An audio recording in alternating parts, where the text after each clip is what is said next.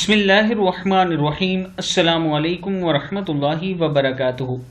عابد راجہ channel کی طرف سے آج میں اپنے دوستوں کو رسول اللہ صلی اللہ علیہ وآلہ وسلم کا ایک بہت ہی پیارا فرمان سناؤں گا۔ آپ دوستوں نے اس پر ضرور عمل کرنا ہے۔ یہ عورتوں کے لیے مخصوص آداب ہیں۔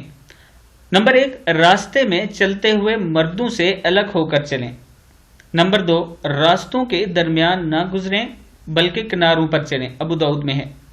آواز کرنے والے زیور نہ پہنیں، ابو داؤد میں ہے۔ یہ رسول اللہ صلی اللہ علیہ وآلہ وسلم نے فرمایا۔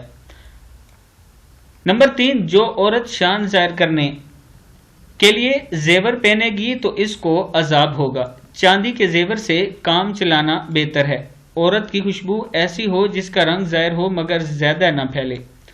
عورت ایسے باریک کپڑے نہ پہنے جس میں نظر آئے۔ اگر دوپٹہ باریک ہو تو اس کے نیچے موٹا کپڑا لگا لیں۔ جو عورتیں مردوں کی شکل اختیار کریں ان پر لعنت ہے، بخاری کی حدیث ہے۔